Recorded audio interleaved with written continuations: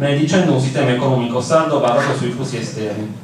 Inoltre, cerca di trovare una soluzione razionaria al problema dell'occupazione militare, dalla proposta di chiudere solo un terzo delle servitù, cioè un solo poligono matematicamente, sino all'adesione certificata al progetto di riqualificazione in senso militarista del poligono di Quirra, sostenuto dal Partito Democratico e dello stesso Pigalu come prorettore dell'Università di Cagliari. È comunque difficile trovare una giunta che abbia collezionato così tanti fallimenti in così poco tempo, dalla cultura, un'inadeguatezza palese dell'assessore Firino, specie sulla lingua sarda, trattata alla stregua di una lingua straniera, all'avvertenza economica con lo Stato, con cui si aboliscono tutti i ricorsi pendenti su esso e al quale dovremmo pagare delle quote di debito pubblico. In più abbiamo scoperto anche pochi giorni fa che l'accordo di luglio sotto regione sul patto di stabilità dovrà essere ridefinito. Degno di nota anche il ricorso della giunta regionale al TAR contro la sospensione dei permessi per la costruzione del fotovoltaico in Albolia, contro il quale si batte uno di questi combattivi comitati popolari. Dalla sua parte il Movimento di Liberazione Nazionale Sardo dovrà farsi avanguardia del suo popolo in ogni conflitto con lo Stato italiano, dal lavoro alle campagne, alla sovranità delle comunità sui propri territori. Tutti questi problemi sono irrisolvibili senza la risoluzione della fondamentale questione sarda. Grazie.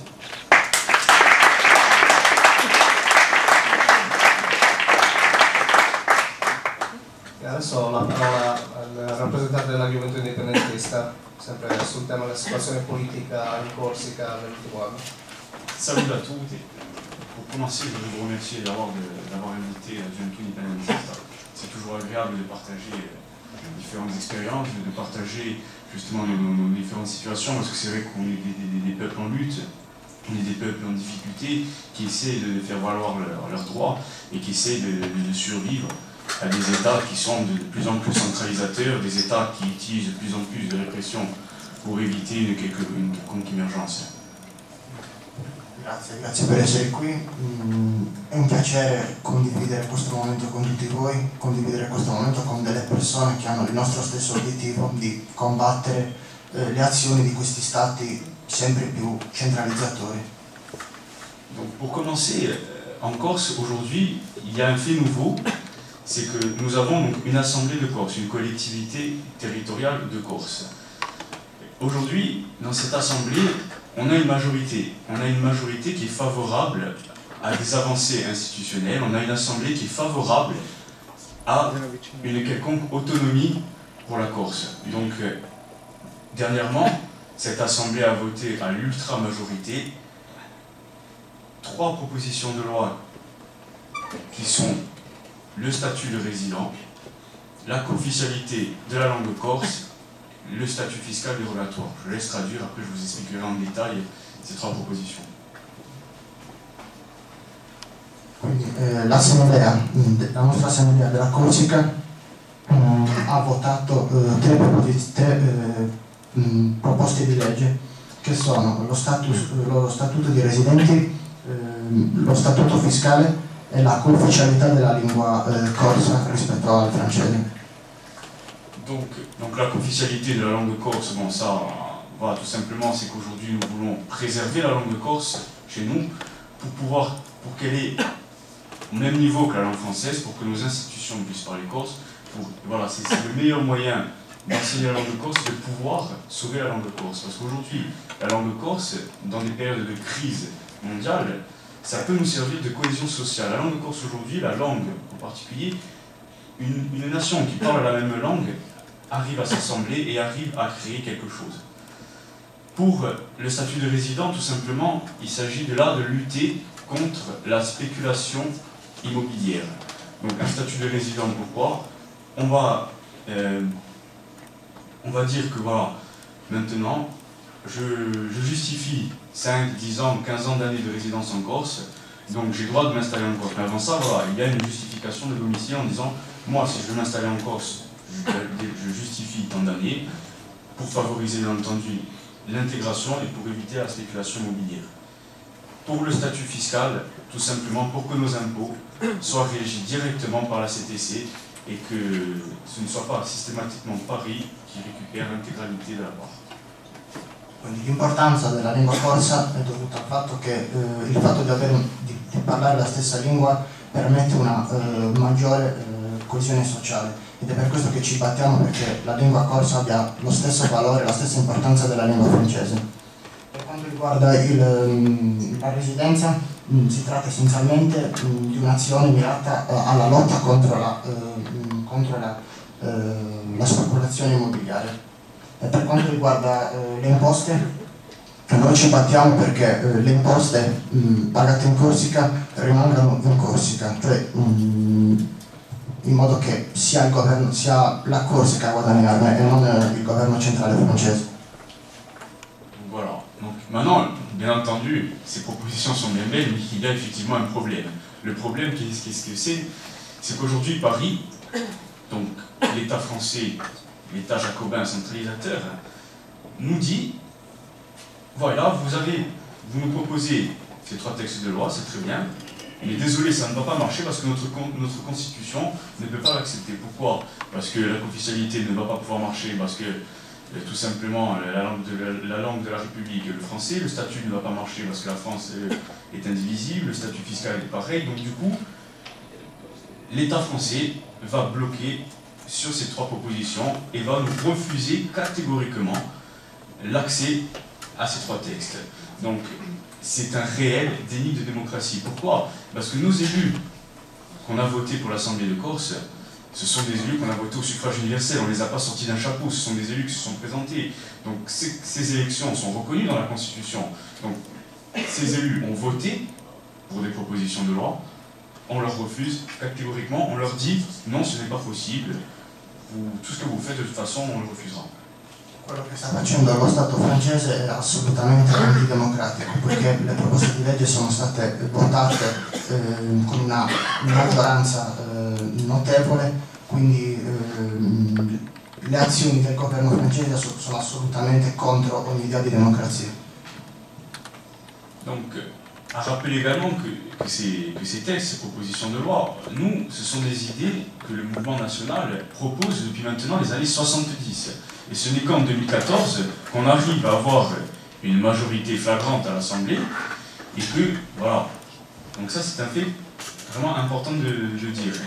Autre chose également, c'est la lutte armée. Le FLNC qui, au début de l'été, par voie de communiqué, dit qu'elle va clairement sortir progressivement de la clandestinité et de là engage, fait une main tendue à l'État en disant voilà, nous avons une majorité à l'Assemblée, les trois propositions sont très bien, bon, nous voulons bien entendu des avancées, ce que nous recherchons, c'est voilà, pas se leurrer, nous cherchons bien sûr une autonomie qui aboutira dans 20, 25 ans, 50 ans, ça après seul l'avenir nous le dira, à une indépendance. Donc nous avons le FLNC qui dépose les armes, qui décide de sortir de la clandestinité progressivement.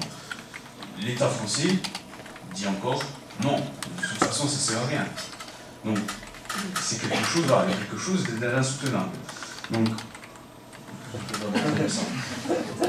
Sì, bisogna sottolineare il fatto che noi ci muoviamo in questo modo dagli anni 70 ed è solo oggi, 2014, che siamo riusciti ad avere una maggioranza importante. Inoltre c'è da dire che il Fronte Nazionale di Liberazione Corsa ha deciso di uscire dalla clandestinità cercando un dialogo con lo Stato. Il problema è che lo Stato non sembra disposto a questo tipo di dialogo. Donc, nous avons toujours marché avec un triangle de lutte qui est la lutte armée, la lutte de masse et la lutte institutionnelle. La lutte institutionnelle qui est représentée donc par les partis politiques, la lutte de masse qui est représentée donc par le peuple et donc par la Gioventù Indipendentista, et la lutte armée. Aujourd'hui, la lutte armée n'existe plus. Elle existe, mais elle sort progressivement donc de la clandestinité. Donc on se retrouve seulement avec une lutte institutionnelle et une lutte de masse. Donc aujourd'hui, le rôle de la Gioventù Indipendentista, c'est tout simplement d'appuyer la lutte institutionnelle par voie de manifestation, par voie de réunion publique, par voie d'occupation symbolique parfois, par voie de campagne d'affichage, par voie de communication, par toutes les voies possibles. La lutte de masse sera là. Donc nous sommes à l'origine de plusieurs manifestations l'année dernière, qui vous retrouverez donc sur les réseaux sociaux. Et voilà, donc la Gioventù Indipendentista qui est quand même le principal mouvement de jeunes, si ce n'est dire le seul, qui arrive à créer une réelle mossa au sein de la jeunesse corse. Allora, la lotta della Corsica si fonda essenzialmente su un triangolo a cui vertici abbiamo le istituzioni che si occupano appunto della lotta proprio a livello politico, c'è poi la lotta di massa di cui fa parte la gioventù indipendentista corsa, e poi c'è la lotta armata che adesso diciamo che non esiste più, diciamo che non ci sono più azioni violente organizzate. La gioventù indipendentista fa quindi parte della lotta di massa e si batte in tutti i modi possibili, anche attraverso i social network. Infatti visitandoli potrete notarlo. Voilà. Donc bon, merci pour votre écoute. Après, donc si c'est toujours difficile de parler, de traduire à la fin, on oublie toujours quelque chose. Donc si vous avez des questions à la fin, surtout n'hésitez pas, je serai pour vous répondre. Et encore merci.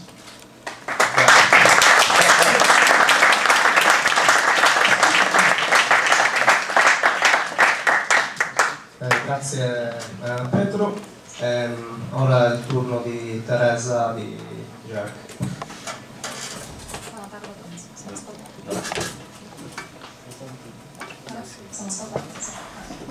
Bona tarda a tots. Des de la GEP volem agrair la invitació de Xiva que vinguem aquí.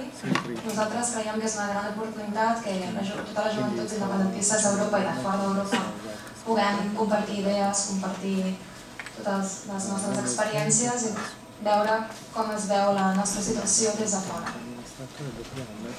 Buonasera, la ZEC, vogliono ringraziare l'invito a questo incontro e vedono molto importante questa opportunità di intercambio tra i diversi partiti indipendentisti tanto dall'Europa come di fuori dall'Europa. Bé, per parlar de la situació política de Catalunya i dels països catalans, en aquest últim any cal primer recordar, tornar enrere fins al 2009, per explicar com va aparèixer la idea aquesta de voluntat popular de ciutadania per fer un referèndum, una consulta popular. Bé, la idea va començar a un poble a prop de Barcelona, a Arenys de Munt, on el 2009 es va proposar una consulta municipal en què la gent del poble votava si estava a favor o en contra de la independència. Llavors, a partir d'aquí, durant 2009 fins al 2011, més de 500 municipis arreu de Catalunya es van sumar a la proposta i en total hi van participar al voltant de 800.000 persones. Per arrivare al punto attuale del movimento indipendentista nella Catalunya dobbiamo andare fino al 2009, quando nasce questo movimento che è nato nel paese che si chiama Arenys de Munt, dove hanno fatto una consulta popolare per vedere cosa pensava la gente dell'indipendenza. Sempre a livello di volontariato popolare, cittadino, un processo democratico.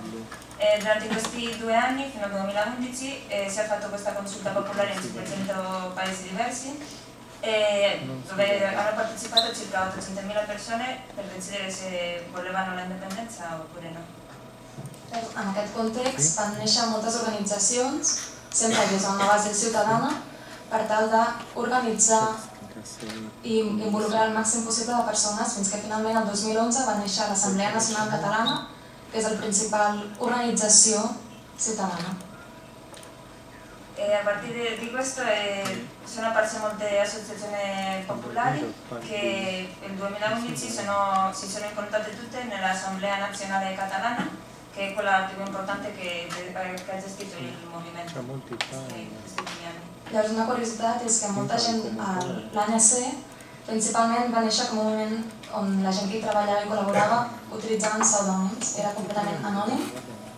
Llavors, d'aquesta manera els hi permetia treballar molt lliurement. I fins que un temps després es va decidir que es coneguessin entre ells i van veure que hi havia moltes personalitats de l'àmbit català. Inizialmente la ASE, l'Assemblea Nazionale Catalana, lavorava a livello anonimo, senza dire chi era ogni persona di quelle che partecipavano, fino a che un giorno hanno deciso di vedere in realtà che chi erano quelle persone che stavano partecipando e si sono reso conto che c'erano delle personalità, ma che lavorando a livello di anonimo era più facile arrivare a più gente. Doncs aquí arribem al 2012, a la Diada Nacional, l'11 de setembre, en què es va convocar una manifestació a la ciutat de Barcelona que realment va superar totes les expectatives. Eren més d'1 milió de persones manifestant-se pels carrers del centre de Barcelona a favor de la independència, demanant que el govern català convertís la demanda popular, ho fes real, a través d'un referèndum. Llavors, en aquest moment, el president del govern català, Artur Mas, es va veure superat i va convocar eleccions en el que molts dels partits nacionalistes catalans, dintre del seu programa electoral, demanaven un referèndum. Il 2012, durante la Diada di Catalunya, l'11 settembre, si è fatta una manifestazione dove avevano partecipato tantissime persone, circa più di un milione di persone, e molta più gente di quella che aspettavano. Allora il presidente del governo catalano, Mas, si aveva visto obbligato a fare delle elezioni per vedere cosa pensava realmente tutta quella gente che aveva partecipato in quella manifestazione. E in questo punto, quando i partiti nazionalisti hanno dato un salto e sono arrivati lì al Parlamento catalano. De fet, Esquerra Republicana es va convertir en la segona força i la CUP, que crec que és un partit que molts de vosaltres coneixeu, també va entrar dins del Parlament català. Fins ara era simplement un partit municipal. In queste elezioni la Esquerra Repubblicana di Catalunya è arrivata Sí, come segona forza. Ha salito fino alla seconda forza a livello regionale e ha perso anche la CUP, che era un partito che fino al momento da solo c'era nei municipi, e dopo queste elezioni ha potuto arrivare fino al Parlamento.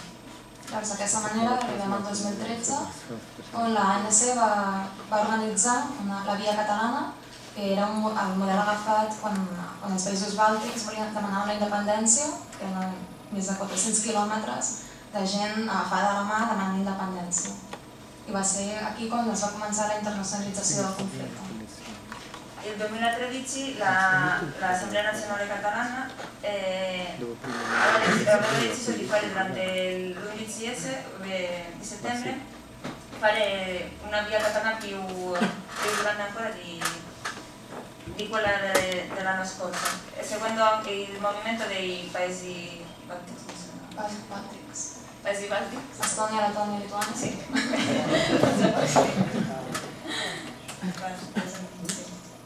Llavors, d'aquesta manera també arribem a aquest any, el 2014, quan l'ANC un altre cop va organitzar la V Baixa a Barcelona, que és la manifestació més multitudinària, una de les manifestacions més multitudinàries d'Europa. Més de gairebé 2 milions de persones estaven a Barcelona creant una V Baixa, que volia dir la voluntat, volem votar. Quest'anno, l'11 settembre, si è fatto una delle manifestazioni più importanti fino adesso, di più di 2 milioni di persone, dove hanno formato una V di vittoria, volontà, votare, tutto con gente chiedendo di fare questo referendum. I d'aquesta manera arribem finalment al 9N, on la idea principal era convocar un referèndum totalment legal i vinculant, però malauradament no va poder ser així. Des del govern central van rebutjar tot tipus de diàleg, tot tipus de la proposta que nosaltres volíem, ho van rebutjar completament. Fins i tot el Tribunal Constitucional va vetar la llei de consultes sobre el referèndum català i finalment no va quedar cap altra opció que crear un procés participatiu en el que el govern directament no hi podia estar vinculat, simplement ho deixaven a les mans de la ciutadania, que l'ANC principalment organitzés com hauria de ser aquesta consulta o procés participatiu. Finalment hi van participar 2.300.000 persones i va sortir un 80% a favor de la independència. Dopo queste manifestazioni arriviamo al 9N, che era il giorno che si doveva fare il referendum. Il governo centrale ha vietato tutte le possibilità che avevano trovato per farlo. E anche il Tribunale aveva bloccato anche una legge che avevano fatto loro per poter era come un'alternativa per poter fare quel referendum e anche quello è stato vietato e quindi alla fine hanno fatto come un processo partecipativo lasciando al governo da una parte e tutto a livello dell'associazione questa nazionale catalana che ha provato a fare tutto a livello di volontariato tutto per poter riuscire a fare questa assemblea partecipativa ma senza mettere il governo in mezzo. Alla fine hanno partecipato circa 2.300.000 persone, di cui l'80% ha detto di sì all'indipendenza. D'aquesta manera ara estem a l'últim pas. Cal recordar que aquest procés participatiu no és vinculant. Llavors, ara mateix, en un temps de 2 setmanes, el govern català està intentant parlar amb les diferents forces polítiques per decidir què cal fer ara. Questo processo, questo referendum che hanno fatto, come non è vincolante, devono vedere adesso il governo nelle prossime settimane cosa fa. Sta parlando adesso con tutte le diverse forze politiche per vedere cosa riescono a fare per continuare con questo movimento. Llavors, de cara, no és només Catalunya, sinó també són els països catalans. Llavors, hem notat que a partir del procés que hi ha a Catalunya hi ha aires de canvi a la resta dels països catalans, que són València i les Illes Balears. En aquests 2 territoris actualment governa el Partit Popular, que és el partit conservador d'Espanya, i per primera vegada a la història democràtica pot perdre el govern. Trobo que és un fet molt important.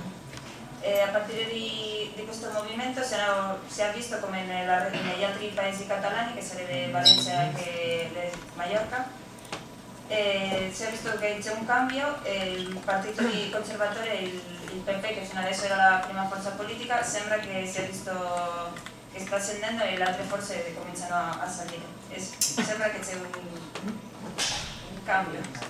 Llavors, ara una dada curiosa, simplement el dia del 9-N, un feixista espanyol va voler entrar a una escola per interrompre la votació i trencar les urnes, però justament en aquell moment hi havia, curiosament, un equip de rugby votant que lògicament el van aturar i aquest feixista va acabar plorant, suplicant que no li fessin res.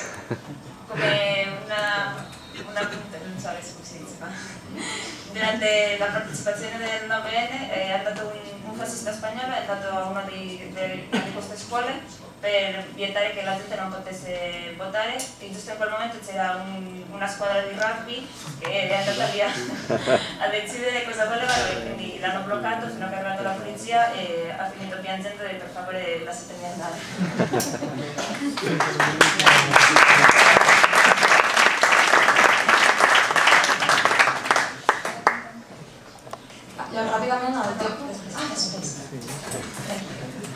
Grazie a Teresa. Ora ci sarà l'intervento di Ryan dello Sinn Féin. This last year has seen fascist, ideologically driven attacks on societies most vulnerable, both north and south. In the north, as a devolved institution, we receive an annual budget from Westminster. This budget has been consistently cut by the Tory-led government, now to the tune of $4 billion, undermining the standard of education, healthcare and other federal services. Most recently, the Tories have sought further sinister cuts for welfare reform. This was not reform. This was cuts. Cuts that exclusively targeted society's most vulnerable, those who already face the dilemma of putting bread on the table or heating their home. Although through Sinn Féin sustained opposition to welfare cuts, we have managed to see them off. L'ultimo anno ha visto dei violenti attacchi di origine ideologica ai danni delle parti della società più vulnerabili, sia nell'Irlanda del Nord che in quella del Sud. Nell'Irlanda del Nord, in Costituzione decentrata, riceveva un budget annuale da Westminster, progressivamente ridotto dal governo guidato dai conservatori, è ridotto ora ulteriormente di 4 miliardi, minando così gli standard riguardo istruzione, sanità e altri servizi di vitale importanza. Ultimamente il Partito Conservatore ha cercato di operare ulteriori disastri tagli attraverso la riforma del welfare. Non si è trattato affatto di una riforma, ma solo di tagli mirati esclusivamente alle parti più vulnerabili della società, coloro che già affrontano la difficoltà di mettere il pane in tavola o di riscaldare la propria abitazione. Grazie all'opposizione sostenuta da Sinn Féin siamo riusciti comunque a cancellarli.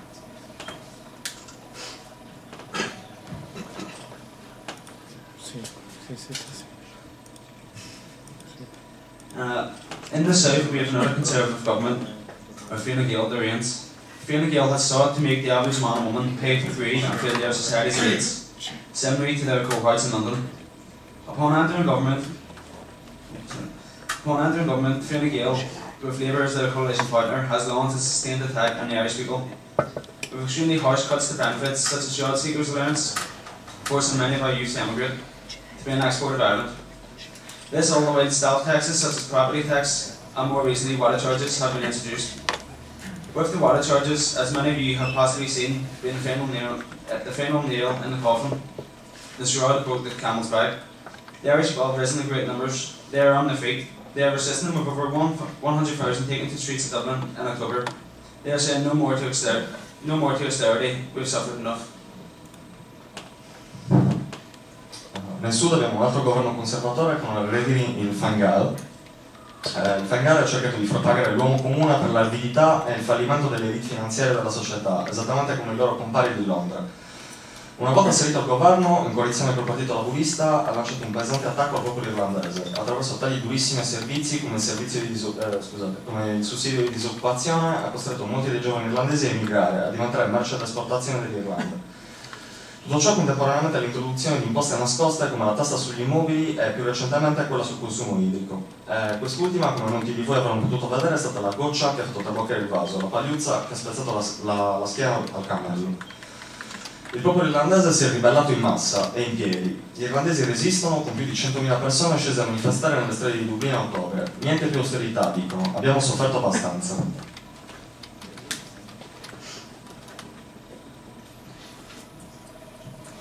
This claimant has set the platform for the growth of Sinn Féin, a genuine radical party, one of the people. Sinn Féin has cited just alternatives to the austerity measures of the government in London and the Dáil alike. In May 2014, the Irish people put their faith in Sinn Féin, with over 500,000 people from Donegal to Cork, Belfast to Dublin, voted Sinn Féin, making them the biggest party in Ireland and the biggest party in many of Ireland's biggest cities, in like Belfast, Dublin and Derry.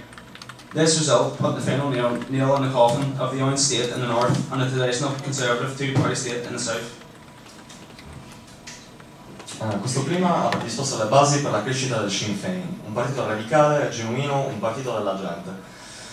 Il Sinn Féin ha proposto delle alternative corrette alle misure di austerità operate tanto dal governo di Londra quanto da quello della Repubblica Irlandese. Nel maggio 2014 il popolo irlandese ha riposto la fiducia nel Sinn Féin con più di 500.000 voti da Donegal a Cork, da Belfast a Dublino, facendolo così diventare il partito più importante d'Irlanda e più importante in molte delle più grandi città irlandesi, come Belfast, Dublino e Derry. Questo risultato ha dato il colpo di grazia allo stato orangista nel nord e allo stato bipartitico tradizionalista conservatore del sud.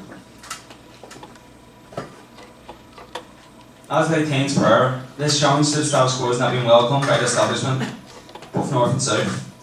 But just as they tried in the past to help us through their state-sponsored death squads, internment, imprisonment, and attempts of criminalisation and the censorship of our message, they are trying to undermine our progress again. Although while their methods are not as brutal as those deployed before, they are just as sinister. In May past, for example, our party president Gerry Adams was arrested on the eve of what was said to be an historic election. His arrest was undoubtedly politically motivated and an attempt to blacken the party just before the Irish people cast their ballot. They failed horribly, needless to say. Sinn Féin have also come under sustained attack from quarters of the media, the guardians of the status quo, who week in, week out launch an onslaught on the party. They are equally filmed, just like their attempts to censor our message in the days gone by. Come nel passato, questa contestazione dello status quo non è stata benvenuta dalla classe dirigente, tanto nel nord quanto nel sud. Proprio come in passato hanno tentato di fermarci tramite squadre della morte patrocinate dallo Stato, con la reclusione e con tentativi di criminalizzazione e censura del nostro messaggio, tentano ancora oggi di minare il nostro progresso. Nonostante i metodi non siano brutali quanto quelli applicati in precedenza, sono altrettanto minacciosi. A maggio, per esempio, il presidente del nostro partito, Gerry Adams, è stato arrestato alla vigilia di quella che sarebbe stata un'elezione storica.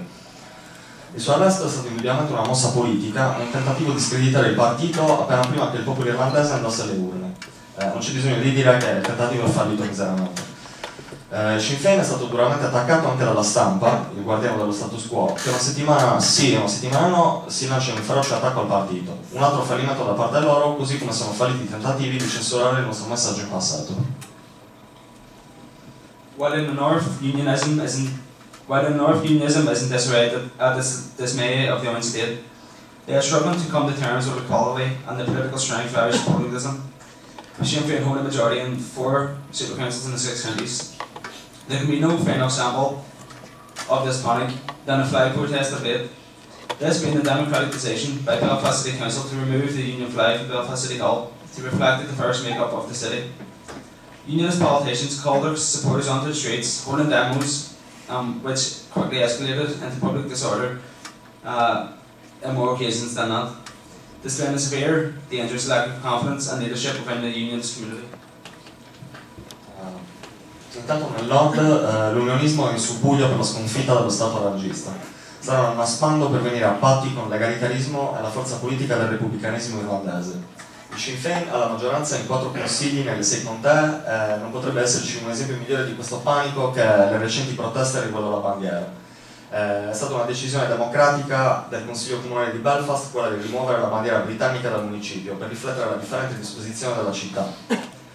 I politici unionisti hanno chiamato a raccolta nelle strade i loro sostenitori, tenendo manifestazioni che spesso e velocemente sono sfociate nel disordine pubblico, a dimostrazione della grave e pericolosa mancanza di confidenza e di leadership all'interno della comunità unionista.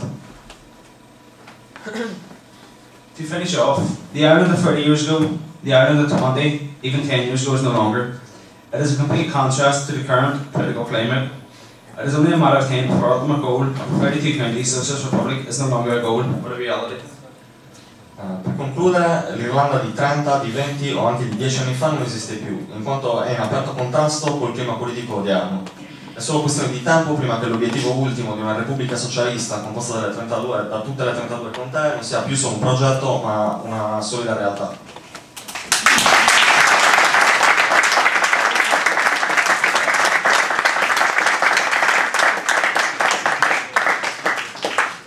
Ringraziamo i delegati delle organizzazioni per questo primo giro di interventi sulla situazione politica attuale nei vari paesi. Ora passiamo la parola al rappresentante della gioventù palestinese, Khaled, che ci parlerà della situazione in Palestina, sulla gioventù, sul lavoro, eccetera.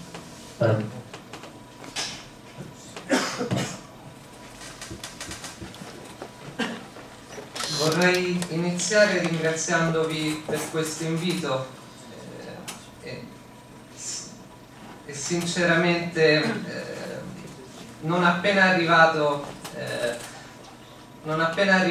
ho sentito la grande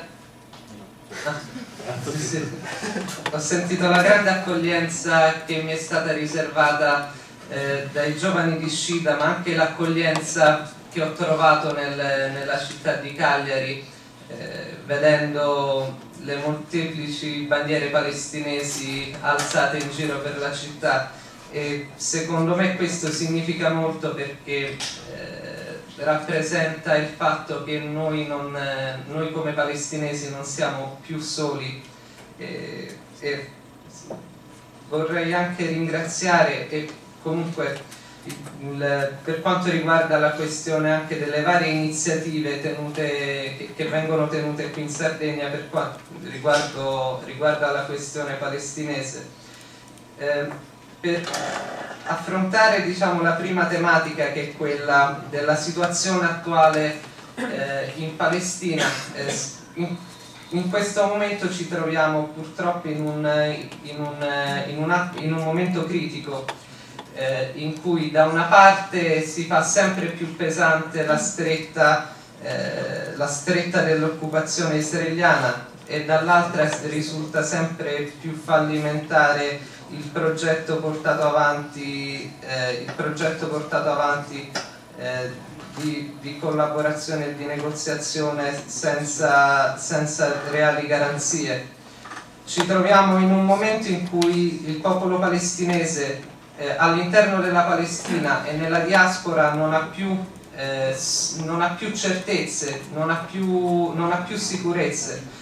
perché soprattutto i profughi palestinesi all'esterno della Palestina, nei paesi limitrofi, soprattutto in Siria, dove con l'ultima crisi si sono trovati un'altra volta profughi, con questo enorme flusso di emigranti che scappano dal conflitto in Siria, o come in Libano, in cui sono negati dei diritti basilari ai palestinesi presenti, come una lista di 130 posizioni di lavoro che non possono portare avanti, con limitazioni per quanto riguarda il diritto di movimento, e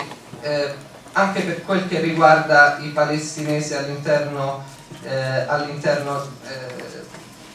dei territori palestinesi, sia Cisgiordania che Striscia di Gaza, e nei territori occupati nel 1948.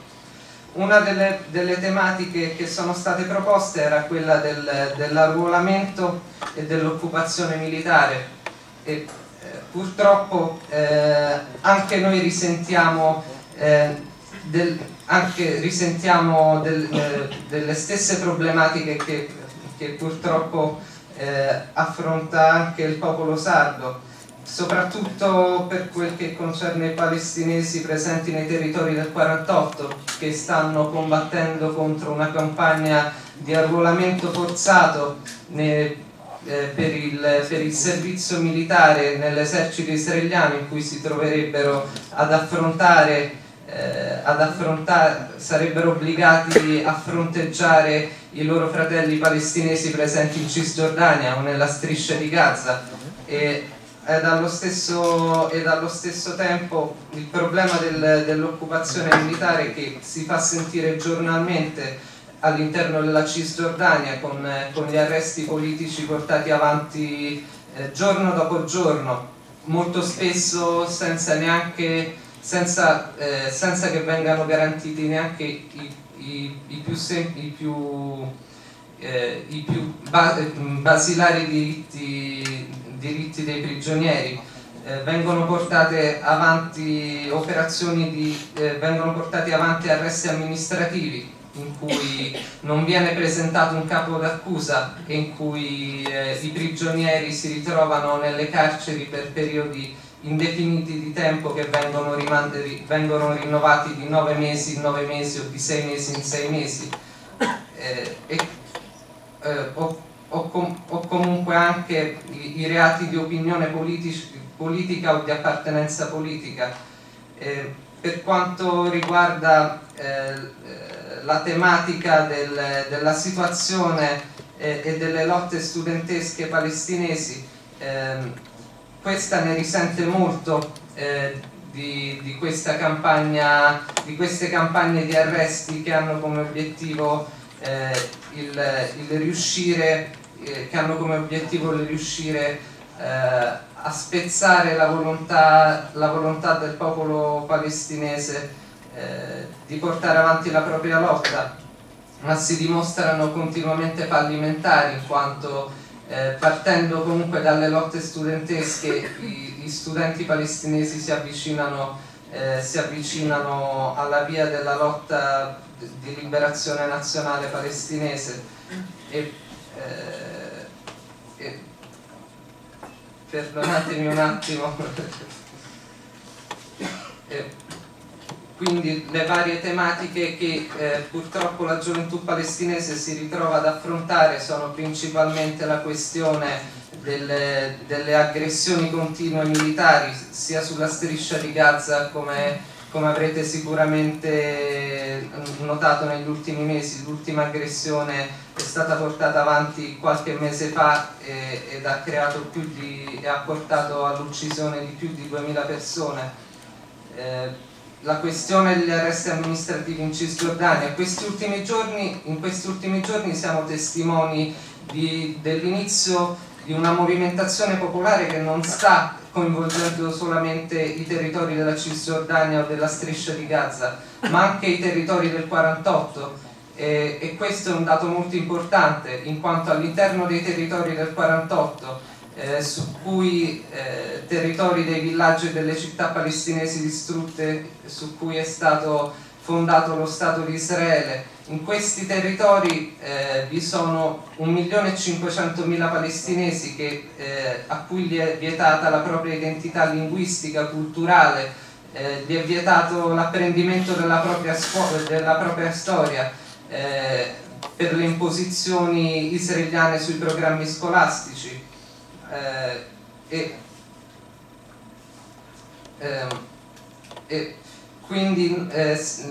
Quindi speriamo, vi ringraziamo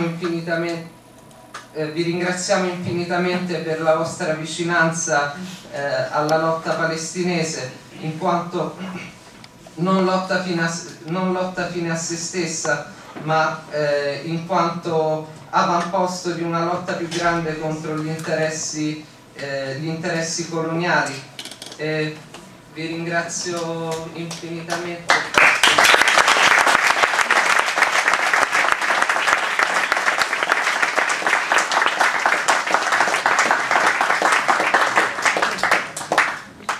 Grazie Khaled. Ora Andrea introdurrà il secondo argomento che riguarda l'occupazione militare delle varie nazioni. Prego. Allora, l'occupazione militare della Sardegna. La presenza militare in Sardegna ha una continuità storica con le precedenti dominazioni a causa della sua importante posizione al centro del Mediterraneo occidentale. Oggi l'occupazione militare NATO e italiana rappresenta una molteplice tragedia economica, sociale, ambientale e culturale. Il 67% delle servitù militari di tutto lo Stato italiano si trova nella nostra isola, 35.000 ettari di demanio militare. Tra questi 3 grandi poligoni, Quirrat 10.400 ettari, Teulada 7.500 e Capofrasca 1.500. I primi 2 sono i poligoni più grandi dello Stato italiano, il primo addirittura il più grande d'Europa. Essi sono stati costruiti negli anni 50 con massicce espropriazioni da parte del Ministero della Difesa e di decine di famiglie di piccoli proprietari terrieri. Comunità come Perlas de Fogo, Villa Puzzu, Teulada sono state espropriate di circa un terzo del proprio territorio, agricolo e costiero. La conseguenza di ciò è stata lo spopolamento, il soffocamento dello sviluppo e l'aborto di una potenziale industria turistica in aree ormai estraniate dal loro contesto originario, divenute delle zone di guerra. Se per la Sardegna i poligoni sono un segno di sottosviluppo, un poligono come Quirra ha rappresentato una grande fonte di profitto per il Ministero della Difesa, che incamera 50.000 euro l'ora affittando l'area a produttori e compratori d'armi vogliosi di testare i propri potenziali acquisti. Bombe, l'80% di quelle esplose in Italia in tempo di pace si trova in Sardegna. Missili, proiettili comprometteranno per lungo tempo il riuso produttivo dei 20.000 ettari entro i poligoni ed hanno già compromesso la salute degli abitanti dei paesi circostanti per mezzo delle polveri e delle acque e delle carni inquinate. Alla Musei sarà celebrato un processo contro i comandanti del poligono di Quirra, accusati di aver omesso la protezione delle comunità vicine al poligono interforze. Tra le diverse esercitazioni nei poligoni, una effettuata a Capofrasca con l'incendio di 25 ettari di macchia, ha provocato un forte sdegno popolare. Il 13 settembre proprio a Capofrasca vi è stata una grande manifestazione contro l'occupazione militare della Sardegna. 2 i fatti importanti di quella giornata. Indipendentisti e comitati popolari antimilitaristi hanno organizzato l'evento, mettendo una chiara impronta di emancipazione nazionale all'iniziativa, tanto da impedire che i partiti unionisti e collaborazionisti avessero visibilità e quindi potessero strumentalizzarli, insomma. Poi il taglio delle reti, rivendicato dal successivo comitato studentesco contro l'occupazione, ha ugualmente impedito strumentalizzazione dell'iniziativa da parte dell'opposizione di comodo italiana. Collaborazionisti. È necessario anche denunciare il ruolo ricoperto dalle università di Cagliari e Sassari, le quali stanno collaborando con alcune società di armamenti come la Legna Armachi, il Piaggio Aero e la Vitro Ciset, che già opera qui per la logistica degli armamenti. Gli atenei stanno collaborando alla realizzazione del cosiddetto distretto aerospaziale, In realtà è un progetto funzionale alla riqualificazione in chiave militarista di Quir. Non dimentichiamoci poi che in questi siti viene preparata la guerra imperialista. Le autorità militari italiane ritengono Teulada indispensabile per le missioni italiane all'estero. Tra queste ci sono state anche le infami missioni di guerra in Iraq e in Afghanistan, che non sono ipocritamente, come si dice in maniera ipocrita, a servizio degli americani, ma l'Italia, il capitalismo italiano, lo Stato italiano hanno tratto dei profitti da queste missioni, quindi un colonialismo italiano entra nell'imperativismo più grande. Inoltre esiste una decennale proficua collaborazione tra le autorità militari atlantiche italiane ed israeliane. L'aviazione sionista si è esercitata nella base di 10° Manno in vista dei suoi infami crimini contro l'umanità ai danni della popolazione palestinese, in particolare Gazawi.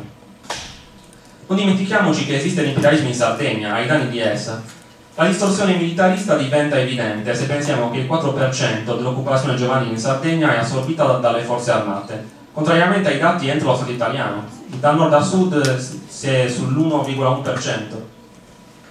I dati sugli arruolamenti nel 2007 hanno evidenziato come il 70% delle nuove reclute italiane provenga dal sud Italia, dalla Sardegna e dalla Sicilia, segno chiaro di come le fila grigio-verdi siano gonfiate dalle stroncate opportunità di sviluppo di certi territori, tali da rendere allettante un impiego nell'esercito per i giovani. Disoccupazione giovanile, sottosviluppo, sfruttamento economico e migrazione sono 3 componenti che hanno determinato la collocazione in Sardegna del maggiore peso delle servitù italiane.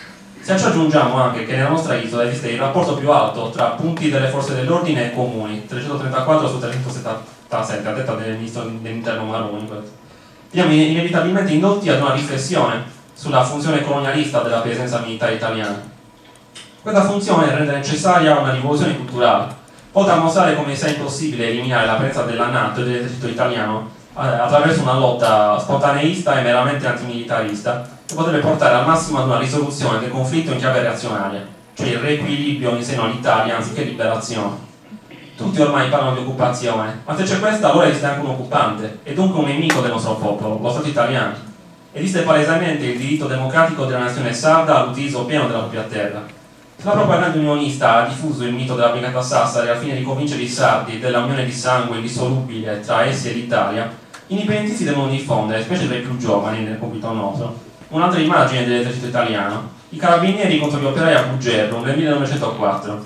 Il corpo militare, chiamato in difesa del capitale minerario straniero, fece fuoco contro i minatori sardi in sciopero contro disumane condizioni lavorative.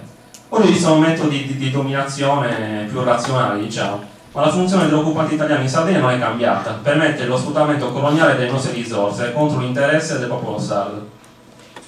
È necessario che la lotta contro i poligoni sia inserita nella lotta di liberazione nazionale del nostro popolo. Questo è l'unico modo per evitare strumentalizzazioni da parte dei partiti unionisti, per frenare ogni finta soluzione al problema e per impedire che il fermento popolare vada a soffocarsi. L'unico modo per far cessare la collaborazione tra gli atenei e la difesa è la sottrazione di essi alle influenze esterne e la propria rifondazione in nome degli interessi dei sardi. È necessario che gli studenti lottino per un'università sarda, per la potestà legislativa in materia di istruzione, di che gli atenei si occupino del riuso dei siti militari in favore dei giovani sardi. Grazie.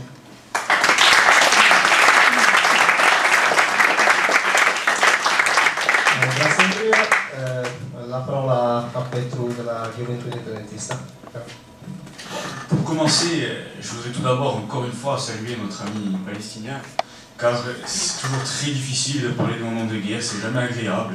Et je voudrais avant tout saluer son courage, et c'est pour ça que je vous demande encore une fois de l'applaudir, parce que vraiment c'est quelqu'un qui a beaucoup de courage. Sì, esprimo un saluto al mio amico palestinese e esprimo la mia solidarietà perché so che non è...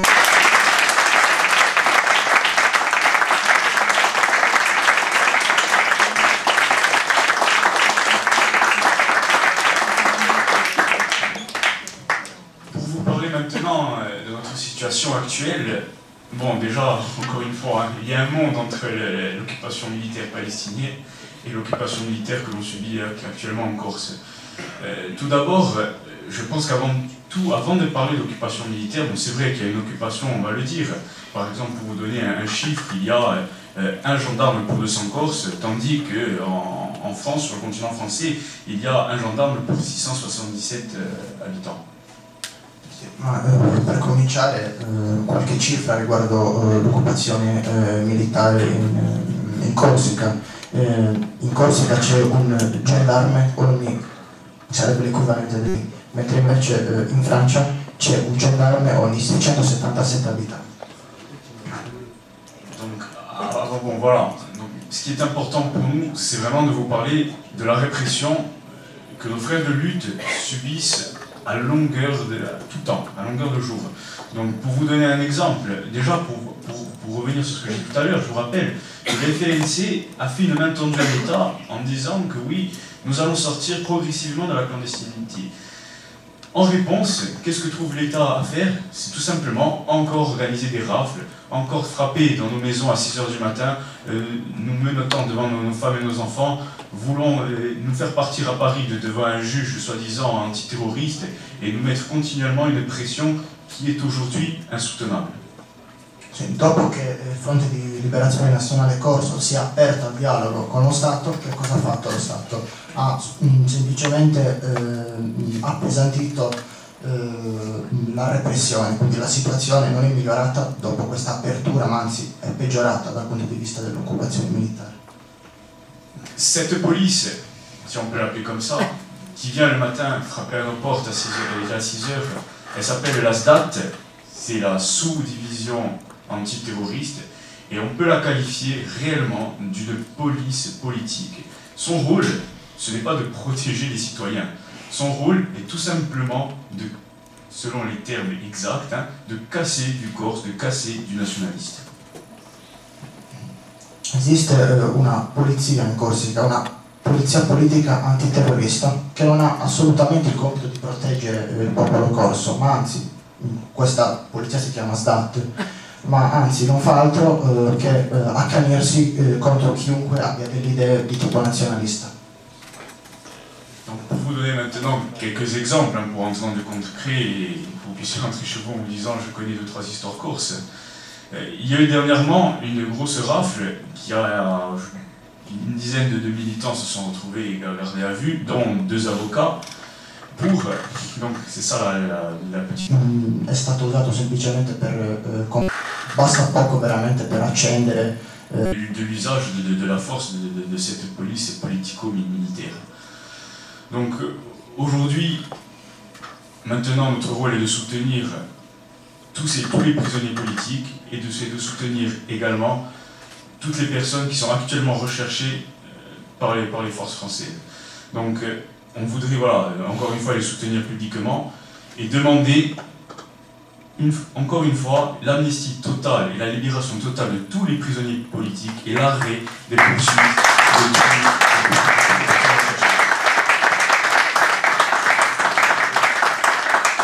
Je voudrais rendre un dernier hommage. Ce matin, un militant nationaliste, Olivier Roussaoli, a été victime d'une tentative d'assassinat. C'est quelque chose de grave. C'est un homme d'idées, c'est un homme qui est très grand par son dévouement, qui est très grand par son innovation politique. Il a été victime d'une tentative d'assassinat.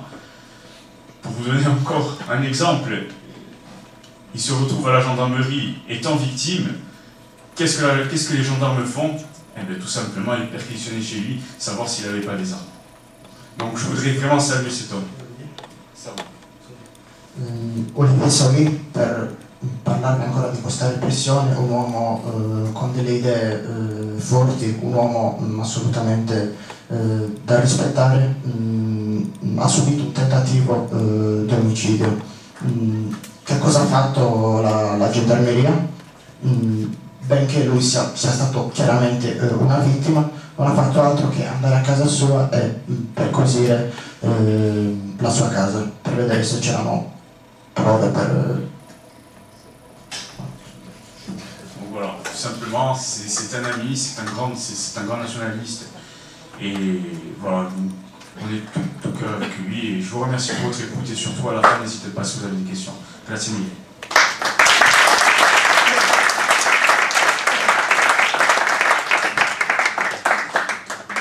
Petro, prego. Des d'aquest punt del reclutament juvenil, a diferència de Palestina, Còrsega, Sardenya, Catalunya es pot dir que no és una zona militaritzada en absolut. d'aquesta manera podem dir que tenim una situació privilegiada davant d'altres regions. Llavors, en aquest punt, la GERC sí que tenia un paper molt important quan als anys 90 el servei militar era obligatori arreu del territori espanyol i la GERC va tenir un paper molt actiu en la campanya dels insubmisos, que pretenia simplement que la joventut no accedís al servei militar. Per quanto riguarda il reclutamento giovanile, lì a Catalogna c'è una situazione privilegiata perché non è come la Corsica, la Sardegna, la Palestina. Attualmente non c'è l'associazione a cui appartengono, ha avuto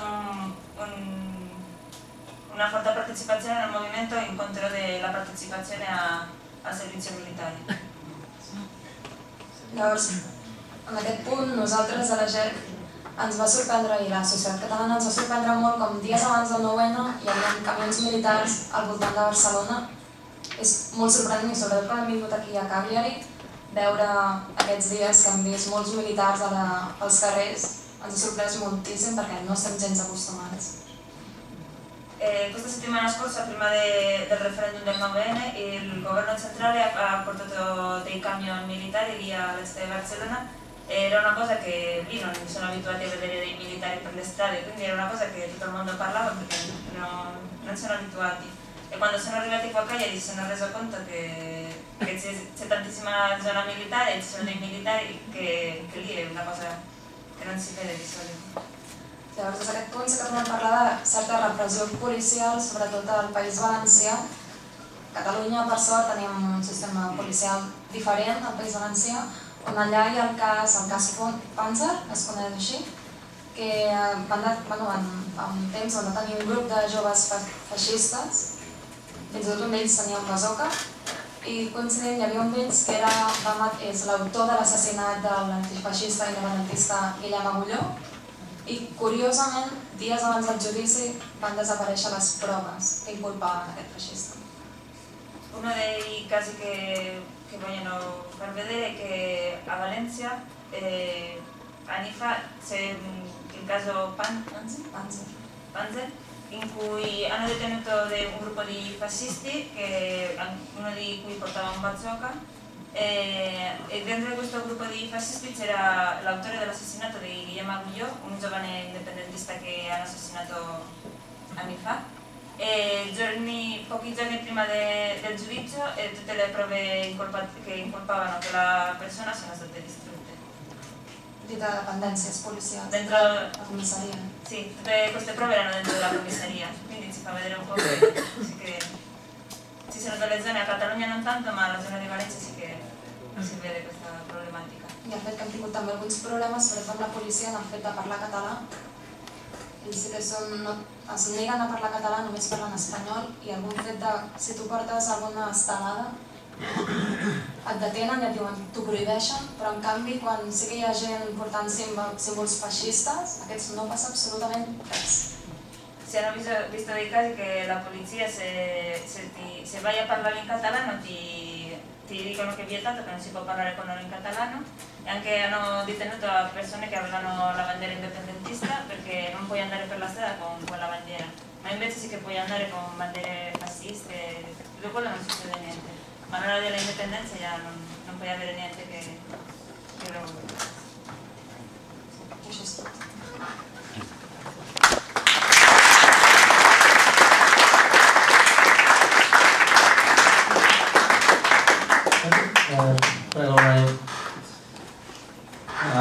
The recruitment of young people has never been something that we, as Irish Republicans, have struggled with. We're forward, progressive thinkers.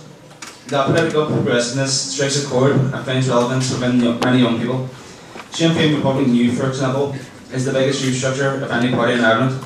We have structure in every corner of Ireland, with more recent times, in particular seeing university structures established and flourish throughout the island. Though that is not to say we are the be all end all, we aren't. There's always room to grow bigger and better. Il reclutamento dei giovani è qualcosa per cui noi come Partito Repubblicano non abbiamo mai avuto per cui combattere. Noi siamo pensatori progressisti all'avanguardia. Questo progressismo politico tocca e trova terreno fertile in molti giovani. La gioventù repubblicana del Sinn Féin, per esempio, è la più grande struttura giovanile di qualsiasi partito politico irlandese. Abbiamo strutture in ogni angolo d'Irlanda, in particolare in tempi recenti, con altre strutture che continuano a fiorire, ad affermarsi nell'isola. Non siamo ancora all'apice in ogni caso, perché comunque c'è sempre spazio per ingrandirsi e migliorarsi. Young people have always been at the forefront of the struggle for national liberation and social justice in Ireland. Whether that be resisting British military occupation in the ranks in the Fianna Éireann, the Republican movement on the streets of Dublin in 1816, or Belfast and Derry in the 1980s, or now in the name of Sinn Féin Republican Youth, highlighting and challenging the injustice of the social and economic arrangements in Ireland. In the election passed in May, we see numerous Sinn Féin Republican Youth activists stand for election, with some successfully achieving election to their respective councils throughout the island.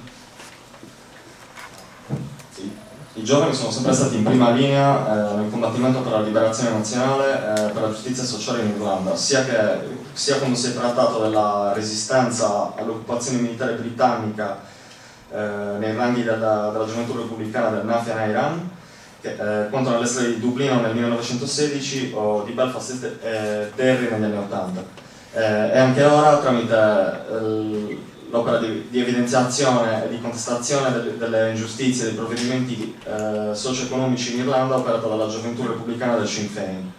Nel maggio di quest'anno abbiamo visto numerosi attivisti della gioventù repubblicana battersi per le elezioni, alcuni sono riusciti ad essere eletti nei rispettivi consigli all'interno di tutta l'Irlanda.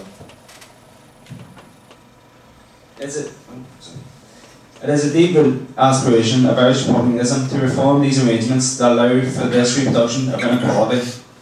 We believe that Irish unity is not the most efficient way, but the only way to do this, eliminating both the federal governments in Dublin and London, and allowing for the creation of a new state and the implementation of a genuine government that truly works for the people, all the people, and not the elite. È radicata nel repubblicanismo irlandese la volontà di riforma dei provvedimenti istituzionali che consentono, promuovono il diffondersi della disuguaglianza. Crediamo che l'unità d'Irlanda non solo sia il metodo più efficace, ma anche l'unico per conseguire questo obiettivo, cioè quello di eliminare il governo thatcheriano sia da Londra che da Dublino. Consentire la creazione di un nuovo Stato per la gente, per tutta la gente, non solo per la parte elitaria della popolazione. A Protestant state for Protestant people in 1821, Irish culture has been oppressed in 6 counties. Our language, our sports, our way of life has been marginalised in attempts to undermine our identity.